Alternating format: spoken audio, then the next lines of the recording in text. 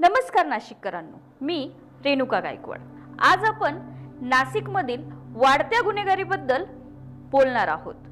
होय, ही तीच पुण्यनगरी म्हणून ओळखली जाणारी नाशिक नगरी। पण गेल्या काही दिवसात येथे घडलेल्या घटना खूपच धक्कादायक आहेत। फक्त 8 दिवसात, फक्त 8 दिवसात 4 खून। त्यामुळे सामान्य नागरिकांमध्ये भीतीचे वातावरण तयार झालेले आहे। लोकांमध्ये एकच प्रश्न विचारला जातोय, नाशिक हे भविष्यात क्राइम कॅपिटल तर होणार नाही ना? गंभीर बाब म्हणजे या गुन्ह्यांमध्ये अल्पवयीन मुलांचा मोठ्या प्रमाणात सहभाग दिसत आहे।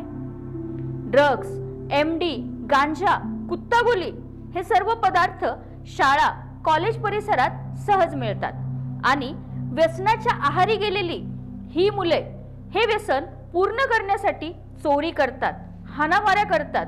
एवढंच काय, पण खून करण्यासही ही मुले मागे पुढे पाहत नाही। समाजसेवक सांगतात की काही समाजकंटक जाणीवपूर्वक अल्पवयीन मुलांना व्यसनाधीन करत आहेत, नंतर त्यांच्याकडून अवैध कामे करून घेण्यासाठी। सोनसाखळी चोरी, दुचाकी चोरी, कोयता गँग, खंडणी अशा प्रकारच्या गुन्ह्यांमध्ये ही मुले बिनधास्त सहभागी होत आहेत। आता प्रश्न असा आहे की यामागे राजकीय छत्रछाया आहे का?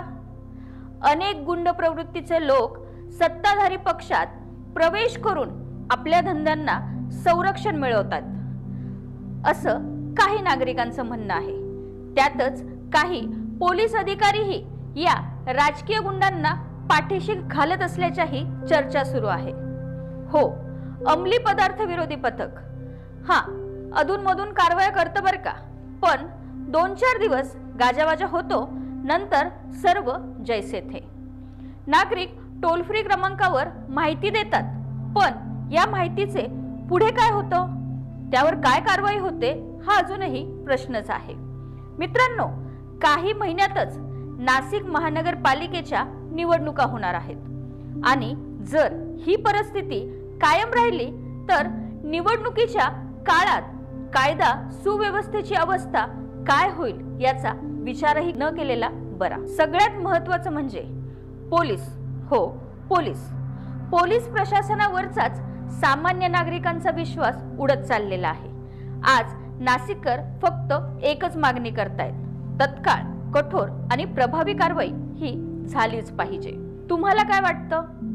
नाशिकला पुन्हा पुण्यनगरीची ओळख टिकवता येईल का, की ही नगरी खरंच गुन्हेगारीच्या विळख्यात अडकत चाललेली आहे? आपलं मत नक्की कळवा। नमस्कार।